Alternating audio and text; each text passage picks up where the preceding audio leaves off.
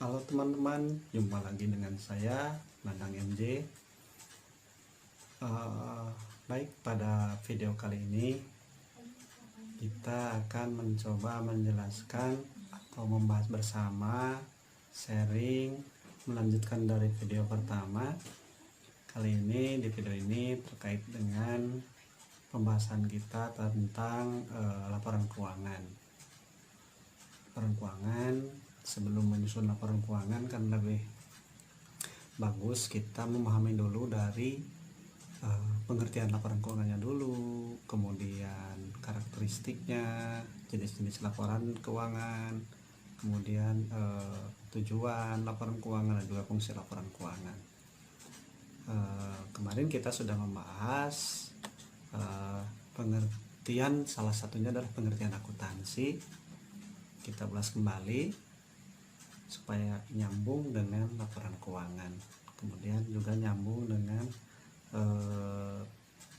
pencatatan itu kan outputnya nantinya laporan keuangan juga.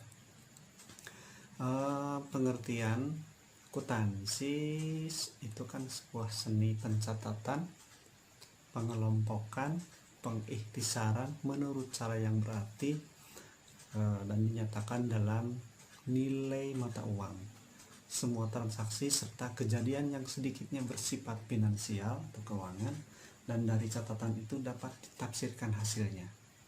Jadi dapat dipahami, dapat dimengerti dari hasil pencatatan, pengelompokan, pengikhtisaran. Seperti itu kemarin bahasannya.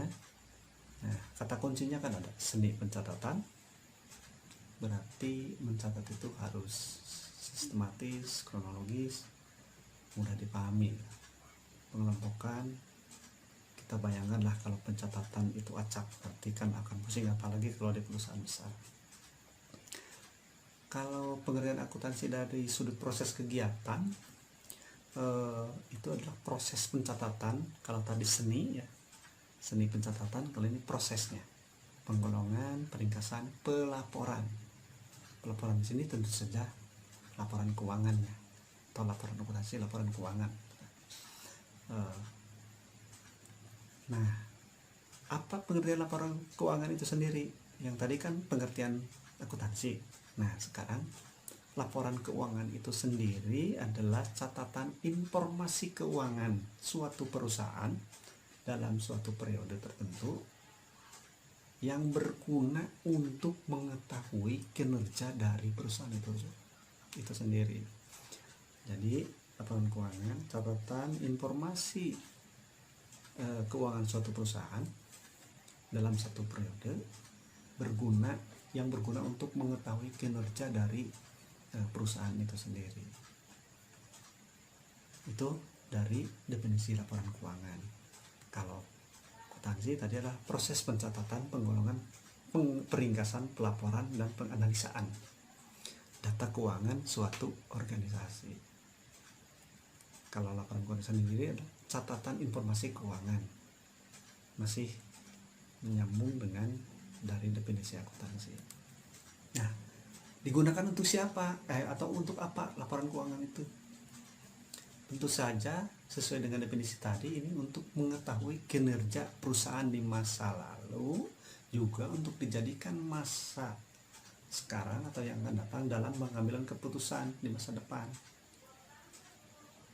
Jadi untuk mengetahui kinerja perusahaan masa lalu dijadikan dasar dalam pengambilan keputusan manajemen di masa depan dengan adanya laporan keuangan itu. Nah, untuk siapa informasi laporan keuangan? Tentu saja selain untuk pemilik, ya untuk pimpinan perusahaan.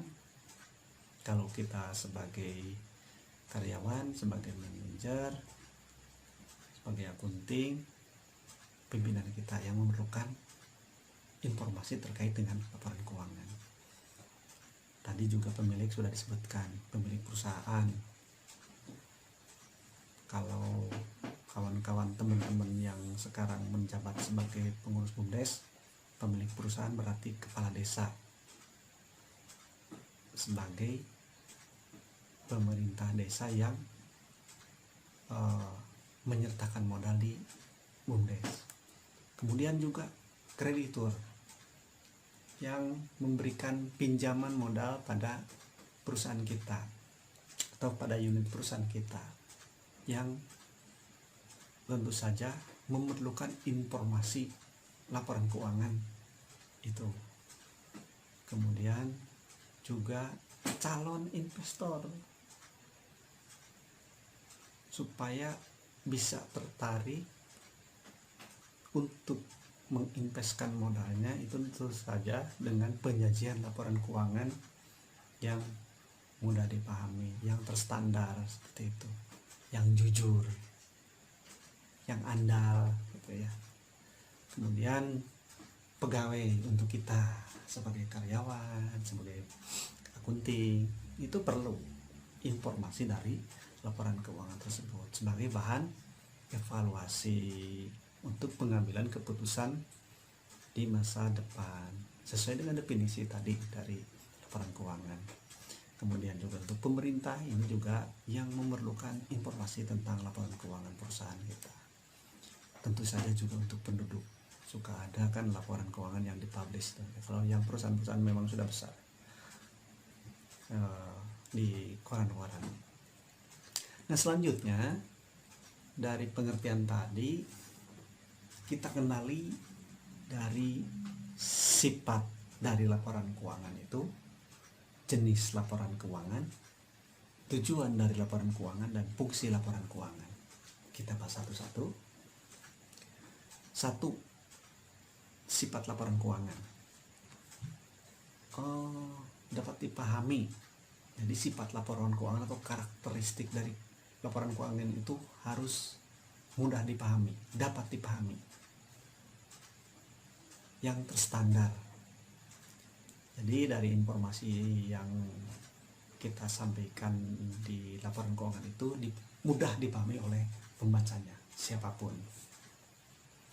Juga harus disajikan dengan baik, sesuai dengan definisi akuntansi, seni pencatatan. Jadi nyambung ke sini kan.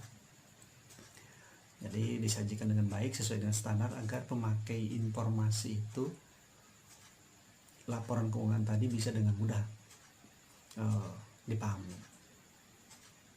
Siapa pemakai informasi ini? Tadi pemakai informasi itu adalah bisa pemiliknya, bisa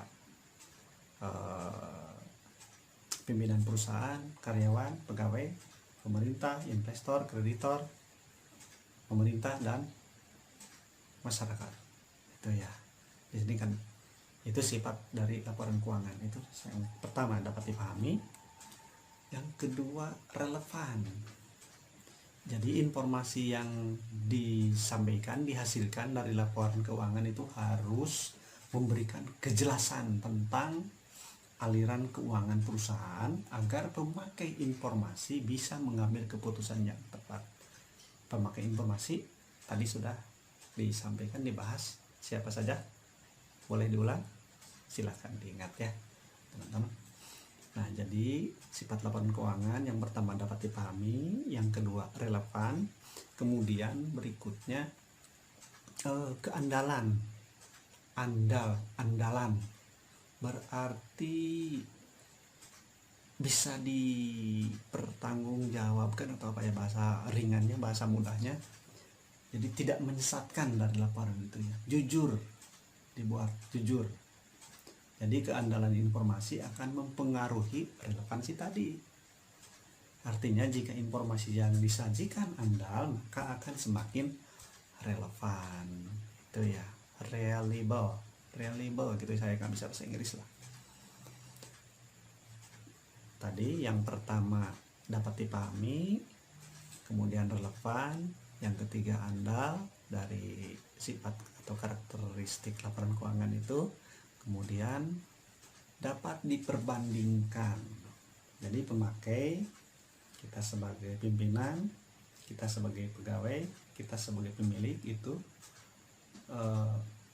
dengan mudah kita bisa membandingkan laporan antar periode, juga dengan membandingkan antar perusahaan, antar unit perusahaan itu. Jadi kalau sudah terstandar akan sangat mudah. Itu jadi ada 4 ya sifat atau karakteristik dari laporan keuangan. Yang pertama dapat dipahami, yang kedua relevan, yang ketiga andal, kemudian yang keempat adalah dapat diperbandingkan. Mungkin ada beberapa sifat karakteristik di teori yang lain. Kalau saya lebih ini saja lah yang simple gitu ya. Boleh teman-teman, Bapak Ibu semuanya mencari referensi yang lain. Ini mungkin salah satu referensi. Kemudian yang berikutnya kita bahas jenis-jenis laporan keuangan. Seperti yang sudah kita bahas di video pertama, itu kan ada 5 jenis laporan keuangan itu. Yang pertama laporan neraca, kemudian laporan laba rugi, kemudian laporan perubahan modal, kemudian laporan arus kas, dan catatan atas laporan keuangan. Atau mungkin susunannya bisa diubah ya, karena kalau dalam proses penyusunan kita biasanya menyusun itu setelah pencatatan digolongkan dan dalam buku besar, kita memilah untuk yang akun nominal dulu ya. Untuk laba rugi berarti laba rugi dulu, laporan laba rugi. Setelah laporan laba rugi dibuat, laporan perubahan modal, baru ke neraca, laporan arus kas, dan catatan atas laporan keuangan. Mungkin susunan yang lebih tepat atau mana, silahkan di komentar nanti ya. Nah, itu jenis-jenis laporan keuangan. Kita bahas satu-satu.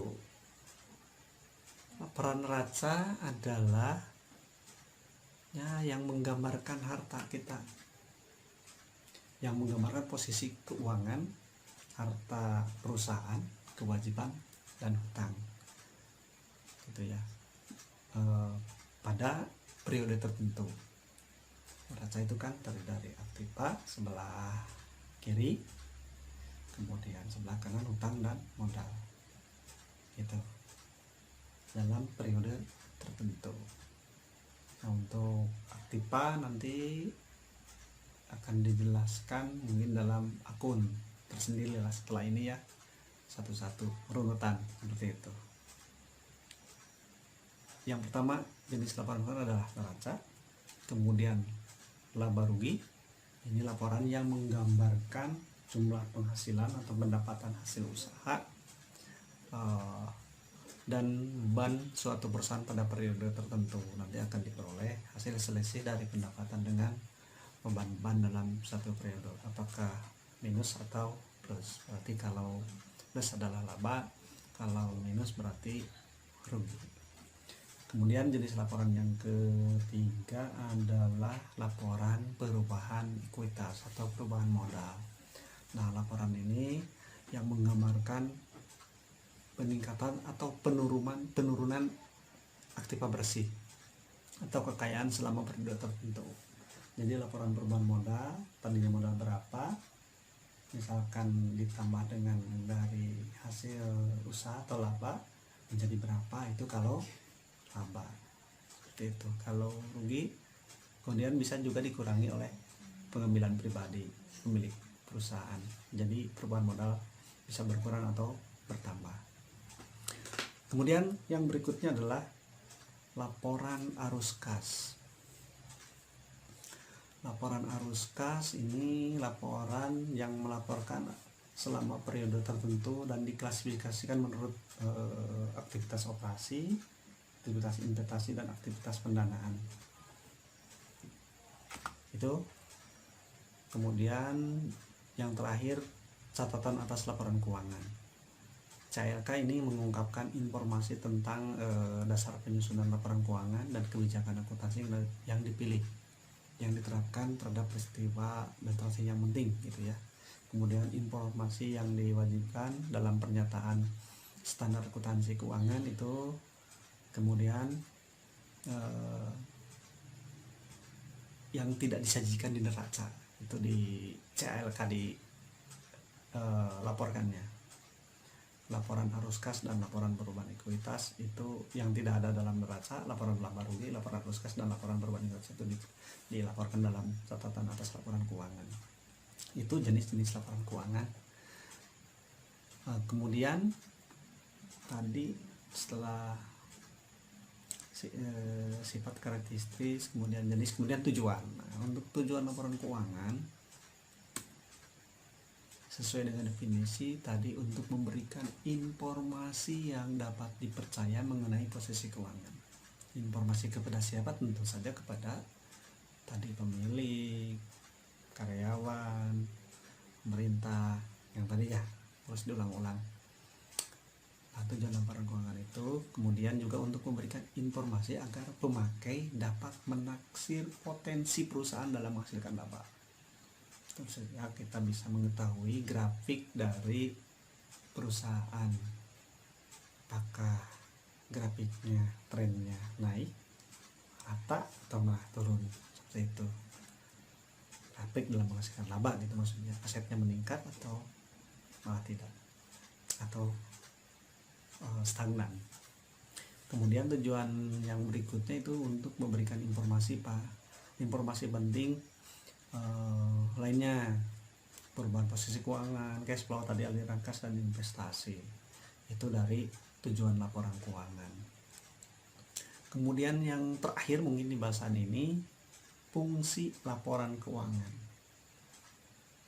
Fungsinya untuk mengatur pengelolaan antara pendapatan dan pengeluaran, mengatur pendapatan dan pengeluaran, meneliti mengenai untung atau rugi, laba atau rugi, kemudian modal juga seperti apa yang digunakan, dan mengatur keuangan agar teratur penggunaannya. Fungsinya itu bisa sebagai kontrol. Laporan keuangan itu akan memudahkan untuk mengatur penggunaan, apakah terlalu boros, apa yang boros bisa dikurangi, yang pengeluaran tidak begitu penting, pendapatan apa yang mesti ditingkatkan karena dari permintaan misalkan belum terpenuhi 100%, berarti itu yang harus diupayakan. Kemudian juga untuk mengefektifkan pengeluaran yang belum dianggap perlu atau kurang perlu. Itu berarti supaya kita bisa, salah satunya dari fungsi laporan adalah mengatur keuangan agar teratur penggunaan sesuai dengan yang sudah direncanakan sebelumnya. Mungkin itu kawan-kawan, teman-teman semua, bahasan teori kali ini. Mudah-mudahan dari apa yang sudah kita bahas ini ada manfaatnya bagi teman-teman pelajar, pengurus Bondes yang belum mengetahui begitu paham akan hal ini, bisa diunduh ini sebagai bahan bacaan slide yang kita bahas, yang kita bahas di sini, dan kita ketemu lagi nanti di video berikutnya, kita bahas penggolongan akun.